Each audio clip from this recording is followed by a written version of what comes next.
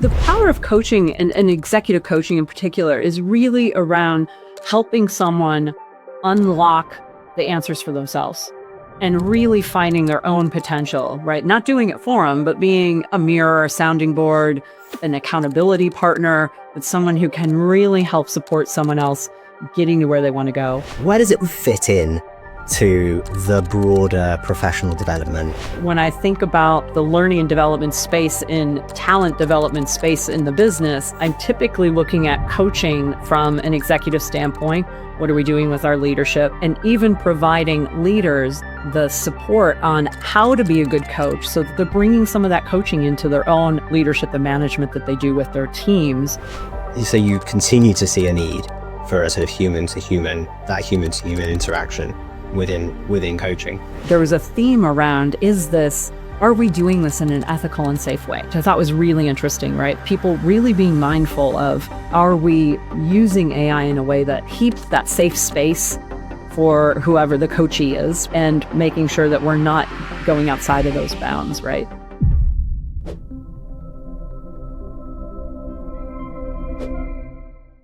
This episode is brought to you by Instant Impact.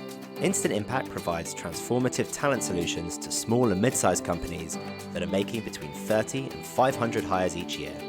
If your recruitment's giving you a headache and you don't know where to start, then give the team at Instant Impact a call or visit www.instant-impact.com for more information. Hello and welcome to We Need to Talk About HR. I'm your host, Felix Mitchell.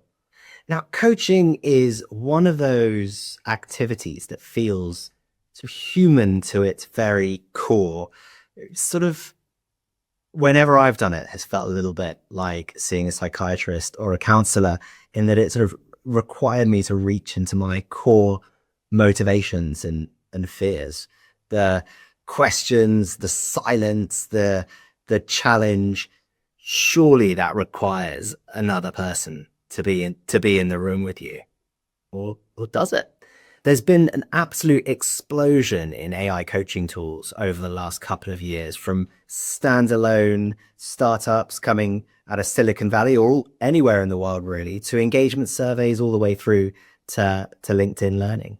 Now, Jennifer Mounce is the Chief People Officer at Gentrack and is a trained coach. She spent years developing leaders through human-to-human coaching. And now she's been exploring what shifts are going on in the wider industry where AI is concerned. I'm really looking forward to diving into this topic today. Jennifer, welcome to the show. Great. Thank you, Felix. Happy to be here. So before we go into AI, let's talk about coaching as a tool and why it's something that you do so much, and what's something you're so passionate about. What's the power of coaching? The power of coaching and executive coaching in particular is really around helping someone unlock the answers for themselves and really finding their own potential, right? Not doing it for them, but being a mirror, a sounding board, an accountability partner, with someone who can really help support someone else in getting to where they want to go, or moving forward in a direction, and maybe they're a little scared to do it on their own or don't even know how to tackle it. A coach could be a really great support in helping them find the goals and achieve the goals that they want to achieve. Yeah, and I suppose it'd be really useful just to understand, as you think about coaching, where does it fit in to the broader professional development role of a people function or a peak experience function? Well, I think it's interesting. Coaching has its place. Just as does, training, advising, mentoring, right? When I think about the learning and development space in, talent development space in the business, I'm typically looking at coaching from an executive standpoint. What are we doing with our leadership? And even providing leaders the support on how to be a good coach so that they're bringing some of that coaching into their own leadership and management that they do with their teams, versus, classroom training, which is really different, or advising, right? Coaching's helping someone find their own answers. If I'm advising you, I'm giving you what I've done in the past. Yeah. Right. If I'm mentoring, kind of similarly, you're looking for direction. So you're looking to someone else to give you some of that. Whereas coaching, you're actually not looking for someone to give you the answers.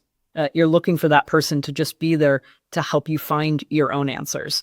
It's really, that's the distinction, right? And I have typically used coaching really successfully in the businesses I've been in at that leadership level, helping people from a self-reflection standpoint and helping people grow in their own self-development. Why is it such a powerful tool when compared to training, for example? Why is that self-realization so important? Yeah. Well, it's, it's leading by asking, is it powerful? Terrible podcasting. No. It is powerful though. And I think that's just it, right? When you are looking at the ROI and the value of the time and attention that you're placing on helping your talent develop, I want to take an hour or so with a senior executive. That time is really valuable, and make sure that we're making the best use of it. And that's that element of self-reflection, having the time and space to do that really thoughtfully. That's where the value of an executive coach can really come in and be impactful for the organization. Fascinating that you mentioned the importance of not giving the answers, particularly where it pertains to AI, because I would guess that 99% of use of AI is to get the answers, right? You're using it as a chatbot, you're querying, it's looking at past the absolute reams of information it's got access to. Yeah. Where I suppose when you're a coach, looking specifically, I suppose, at where you bring in AI, where's the differentiator between asking incisive questions and knowing what the outcome needs to be? When we think about how AI is starting to come into this industry, into this profession, it's really about augmentation and support. And I've talked with a couple of different folks about this who are starting on that journey in their business. So this great startup, Hope, that I advise for, they're bringing wellness coaching into what they're doing. But they're doing it in a way that is an augmentation. So if you've got a real coach supporting, and then you've got notes being taken by AI, you can have potentially coaching happening in between live coaching sessions with a human being done with AI. So it's an augmentation versus a replacement, which is really interesting, because then it's not necessarily just that instant gratification. I need an answer and AI is going to give it to me. But actually it's saying we're going to use this as a support tool for the real coaching that's going on. So you continue to see a need for a sort of human to human interaction within coaching. Yeah, that's right. I've been playing with this a bit and looking at my organization. How do I bring AI effectively in with coaching? And then I've been talking with other organizations, whether they're vendors that I work with that are bringing AI into what they're doing. And so I went and talked with them and asked, how are you seeing this, right? Is it just me that's seeing this proliferation of AI? How do I use it in the right way? And a couple different things came up that I found really interesting. First, that there was a theme around, are we doing this in an ethical and safe way? Which I thought was really interesting, right? People really being mindful of, are we using AI in a way that keeps that safe space for whoever the coachee is, right? And making sure that we're not going outside of those bounds, right? And there's organizations, Culture Amp is a great example. LinkedIn you referenced earlier, another great example. Calling coaching, but it's actually more training. Yeah. Right. And there's a place for that. Leha Harrison as well said there's a place for this, right? They do executive coaching, but they're not saying their executive coaching is going to be taken over by AI. What the companies are saying is this is going to help support and augment. So looking at it and saying, can we do a role play with a newer manager who needs help on how they're going to go have a difficult conversation? I would call that training, right? I wouldn't necessarily call that coaching. They're calling it coaching. That's okay. But let's call it what it is, really. It's really training. But there's a place for that. And I think so there's a place for that type of AI support, where it's actually that kind of one-to-one training. And there's a place for AI. There's a place for AI to actually augment a real human interaction in that factor where it's note taking, it's AI coaching in between the real coaching, but there's a place for that as well. Yeah, so I suppose I can see, just thinking about how that would sort of play out. You have an hour proper exec coaching session with your CEO or whatever. Oh, and I'd say I sit down with my coach for an hour and come to some great realizations. I can very easily see then a really practical use for AI would be, okay, well, here's some training you can do to actually roll out, actually make sure that the realizations that we've come to get then actioned through the rest of the day. Do this piece of modular learning, following up. Have you done X, Y, and Z? I guess all of the heavy work that follows that realization, right? That could be super valuable. I can see that. I wonder, because I think there's and forgive my really sort of basic understanding of coaching, but there's obviously, you can have someone, I guess, outside of the business, a professional exec coach that you work with, who you go to and you speak to them like specifically, usually as a member of the leadership team, and you're just sort of understanding how you can make those breakthroughs or come into those realizations yourselves. I think you can also take those fundamentals of coaching, right, and bring that through your organization. I wonder whether you've seen anything, or you could see this as a good use of AI, doing the training of coaches within the organization, so that you have, rather than managers operating in their I say you do perspective, you've got a whole management to middle manager layer of professional coaches who are bringing those sorts of methodologies into their day to day. Yeah, that's really interesting, and this is where I say it's we're calling it coaching, but it's really training. Yeah, could actually be quite useful, right? A lot of organizations, for example, use a GROW model to help them with very specific coaching around goals.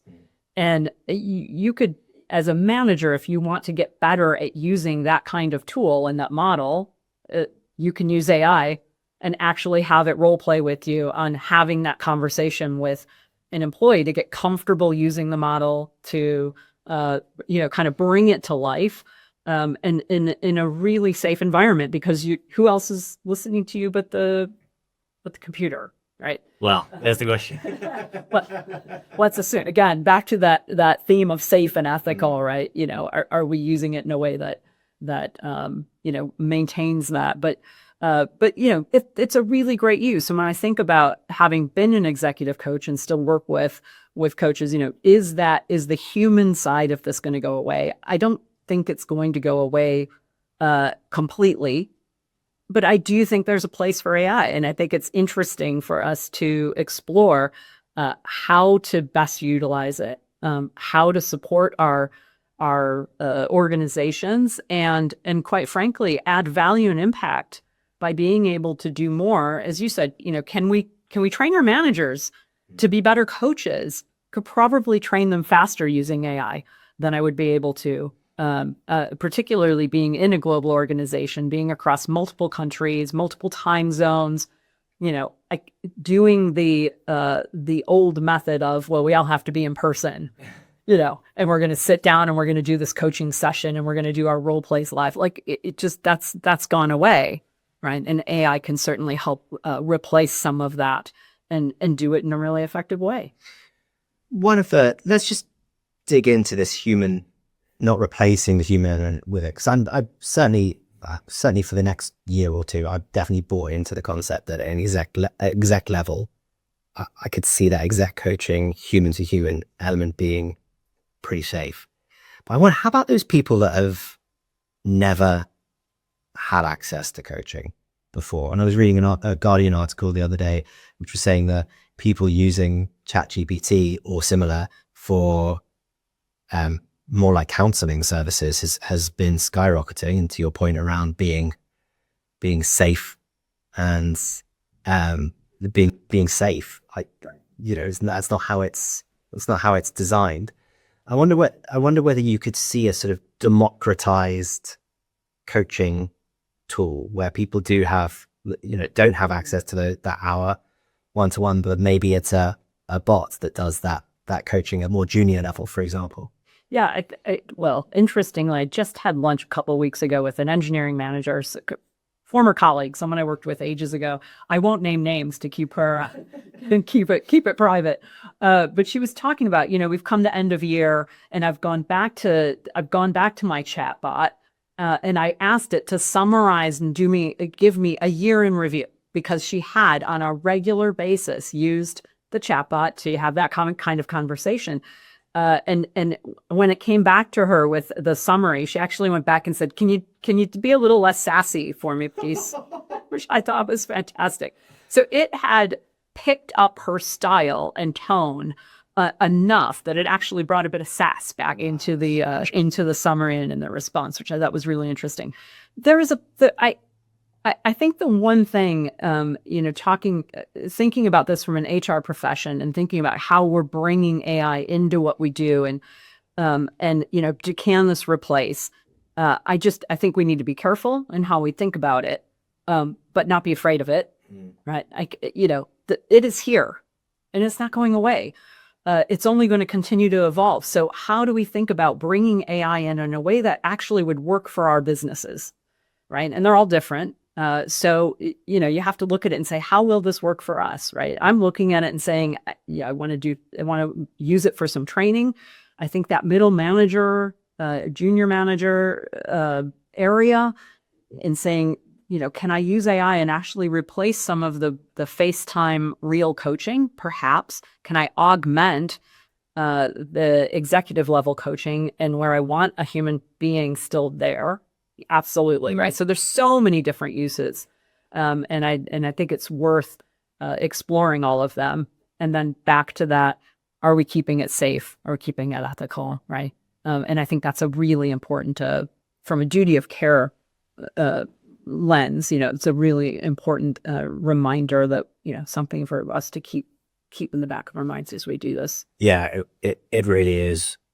I think in a lot of ways, I'm just thinking about myself I would describe myself as an enthusiastic amateur when it comes to coaching. It is one of my objectives this year to become a really good coach to my direct reports. I have a natural tendency to problem solve, which is not helpful in a coaching environment. But I could definitely see, I think one of the challenges that I've had so far is, if I'm having a coaching conversation with someone, it is obviously, you have to keep it confidential. That's sort of part of the point. So I haven't, let's say I'm speaking with a potential new client, I have no problem sharing that call recording with someone on my team and saying, where can I have improved here? If it's a coaching conversation, you obviously can't do that. But I could see uploading a transcript, for example, to an AI with all of the right guardrails in place and saying, where can I improve this coaching conversation? So in some ways, you've got the technology has a competitive advantage to humans, but as you say, it's about, where is this right for us? And, I think in that case, you look at it and say, do you have permission? Right? Can you take a conversation that you've had with someone else, and with their permission say, yeah, I'd like to upload it and get feedback. And would you be okay with that? Yeah, that's great. Because you're both party to it, right? So can we do this in a way that is okay with all parties that are taking place, right? So yeah, I actually think that's a really good use case, right? To say, I want to practice and use a live situation, upload it, get feedback, and go again, right? Try it again, do some more coaching. That's how you, practice. Practice. That's how you get better at coaching.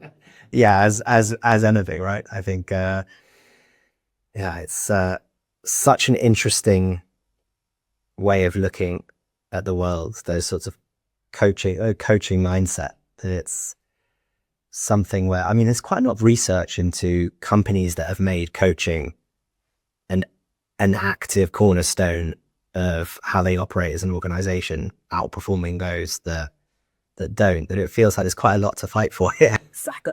Well, it's interesting. This is exactly why I went and had a conversation with one of the firms that does, offers executive coaching. So I said, is this going to put that section of their business out of business?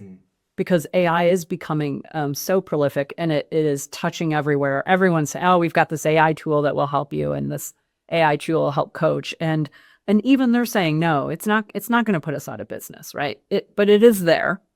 And we do need to think about how we best use it. How does it augment the real coaching? How does it become a tool, and essentially a training tool for managers that aren't getting that level of face-to-face and human connection and human coaching? The AI coaching is valuable. There's a use for it. And I think that's the key, is for us to be thinking about how do we find the right use within the businesses that we're in. I wonder if we could just step out of business leader mode for a second and maybe talk about individual users of AI. So let's say you're let's say you don't have access to a coach, and your company is not that kind of company, or they don't have the budget for it, which is perfectly reasonable these days. Where would you lean into AI when it comes to things like coaching yourself, and where would you be cautious? Yeah, that's interesting. So, this is where that example of my engineering friend who's been doing this, right, and using coaching. The founder of Hope, who said, in between coaching sessions, I've gone and used the chat bot for coaching. So, I think there's certainly an opportunity for people who don't have access to a coach, or maybe their companies aren't going to pay for it. Practice, try, right? Like to not be afraid to use AI and see what happens. What do you get back? And different bots might offer different things as well. So even playing around a bit with the kind of questions you ask and what you get back, what you want to talk to it about, what you get back. I think it would be kind of an interesting exploration to matter of fact, as an example, in thinking about this a little bit more and trying to explore, I went to 3 different chatbots and said, how is AI changing the landscape of the coaching profession? Right. And I got 3 different, similar but different answers. Right. They had themes to them. But again, you go to a different chatbots, you're going to get different things slightly. Right. So I think I would absolutely encourage people to play around of it and not be afraid of it. Right. Not be afraid to try the technology and see how it works, and what it can provide back for them. And if it's valuable for them, to give it a try. Now, I think earlier you mentioned, can it replace? It's not a clinical psychologist. Yeah.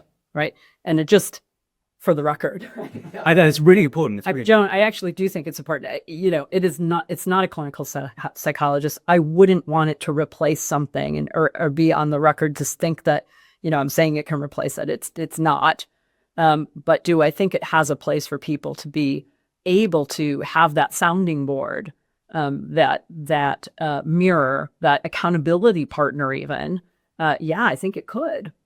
Yeah, it's funny. It's not a clinical psychologist, but your manager might not be either, right? That's exactly right. No, that's really interesting. I'd add one health check caveat in there as well, which is obviously make sure your privacy settings are set up as you want them as well. Because I think to have, what I found with coaching in the past is to be effective, it does help to be as transparent as possible, so that you've got the full context. It's a really great point, right? To really make sure that what you have set up as you use AI from a technology standpoint, from a security standpoint, that you're comfortable with it, so that whatever you're saying or typing in and talking to to a chatbot, that you're comfortable with what you're doing with it. It's a really good point. And I wonder whether we can just go that next step, which is where everything's going. Because I mean, it feels like 26 is just this absolutely pivotal year where some AI in particular is just getting, well, the sort of Microsoft in particular, or the Google suite, for example, but maybe particularly Microsoft is just across everything when you're plugged in as an organization. I mean, obviously, their co-pilots now across your emails, your Word doc, your SharePoint, your PowerPoint, your LinkedIn, I guess. They own LinkedIn as well. Your Teams transcripts. You can sort of start to feel a world where what these tech businesses could build is kind of unlimited or kind of endless. So I wonder where you see this going. Yeah, it's evolving, right? And that's certain. And I think you're right. I think we've seen more and more of it, and I think we're going to continue to see AI coming into play in the space even more. Where is it going to evolve to? I'm not sure. I'd like to stay on the appreciative side of where this is going and say, it can only, if we let it, it can help us.